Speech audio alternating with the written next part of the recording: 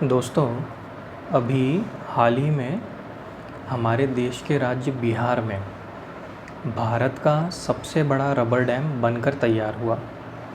मतलब उसका इनॉग्रेशन हुआ, एक तरह से बोल सकते हैं। तो ये जो रबर डैम बना है, ये भारत का सबसे बड़ा रबर डैम है। तो इस डैम की क्या विशेषताएं हैं, और दूसरा, ये डैम बनाना क्यों पड़ा, मतलब ये बांध का निर्माण क्यों करना पड़ा। तो इसकी विशेषताएं तो ये है कि ये लगभग 312 करोड़ की लागत से बना है। इस डैम को बनाने में आईआईटी रुड़की के एक्सपर्ट्स, मतलब वहाँ के जो एक्सपर्ट सलाहकार हैं, उनकी मदद ली गई। और ये डैम इतना मजबूत है कि लगभग इसको 100 सालों तक कुछ नहीं होगा।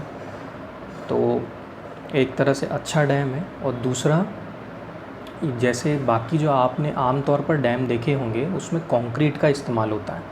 कंक्रीट मतलब वही रेती, सीमेंट, गिट्टी, इसका इस्तेमाल होता है। पर इस डैम में रबर का इस्तेमाल हुआ है, इसीलिए इसको रबर डैम कहते हैं। मतलब कंक्रीट का इस्तेमाल ना होकर इस डैम में रबर का इस्तेमाल हुआ है। तो ये उसकी कुछ विशेषताएं हैं। और इसका जो अगला मुख्य प्रश्न ये होना चाहिए कि ये डैम बनाना क्यों पड़ा। तो देखिए, ये जो डैम बना है, बिहार की राजधानी है पटना। पटना से लगभग 100 किलोमीटर दूर एक विश्व प्रसिद्ध जगह है। विश्व प्रसिद्ध, जी हाँ दोस्तों, उस जगह का नाम है गया। उसको आप और हम गया जी भी बोलते हैं। तो ये जो जगह, इसको विश्व प्रसिद्ध इसलिए कह रहा हूँ क्योंकि गया जी में या गया में सिर्फ भारत से ही नहीं, पूरे विश्व भर से लोग अपने पितरों के पिंडदान और तर्पण के लिए आते हैं। तो इस वजह से गया जी का बहुत महत्व है।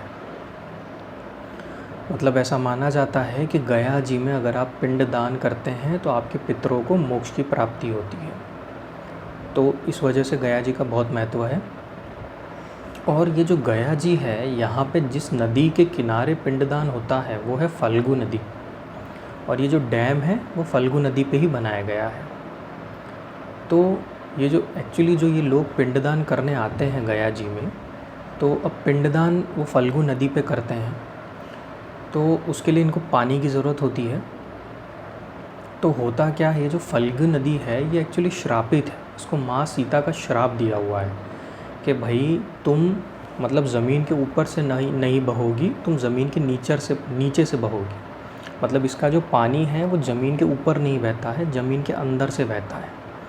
तो इसीलिए अभी तक क्या होता था, सिर्फ वहाँ बरसात के समय पानी देखने को मिलता है, और बाकी जो साल भर वहाँ पे पानी देखने को ही नहीं मिलता है, क्योंकि वो नदी के नीचे से थोड़ा बहुत, नदी के नीचे मतलब वो ज़मीन के नीचे से उसमें पानी बहता रहता है।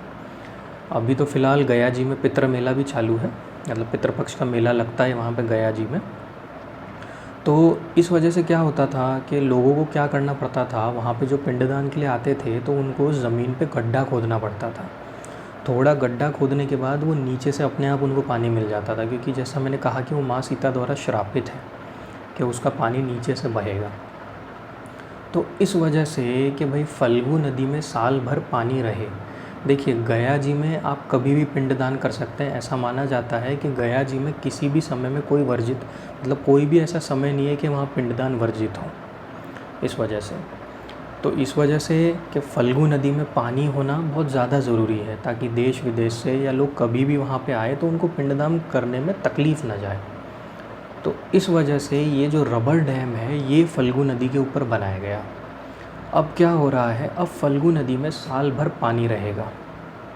तो इस वजह से कोई अगर किसी भी समय आए, मतलब कहीं से भी आए, चाहे भारत से आए या भारत के बाहर से आए, किसी भी समय वहाँ पिंडदान करने के लिए या तर्पण के लिए आए अपने पितरों के लिए, तो फल्गु नदी में जल हमेशा रहे और वो गड्ढा ना खोदना पड़े। नदी का पानी मतलब ज़मीन के ऊपर ही बहे, अभी नीचे बहता है। और इसके अलावा वहाँ पे थोड़ी पीने की पानी की भी कमी रहती थी, तो अब ये डैम बनने के कारण पानी की भी शॉर्टेज वहाँ पे ख़त्म हो गई है। तो कुल मिलाकर ये जो डैम है ये 100 सालों तक रहेगा। मतलब ये इसकी खासियत है, कंक्रीट से नहीं बना है, रबर से बना है। तो ये भी एक इसकी खासियत है। और इसके अलावा गया जी में, जहाँ दुनिया भर से लोग देश विदेश से लोग अपने पितरों के पिंडदान और तर्पण के लिए आते हैं, उनको फल्गु नदी में हमेशा जल मिले या पानी मिले, इस वजह से भी ये बनाया गया है। और जो गया में लोग रहते हैं, गया जी में जो लोग रहते हैं, उनको पीने के पानी की शॉर्टेज ना हो, इस वजह से भी ये बनाया गया है। थैंक यू दोस्तों।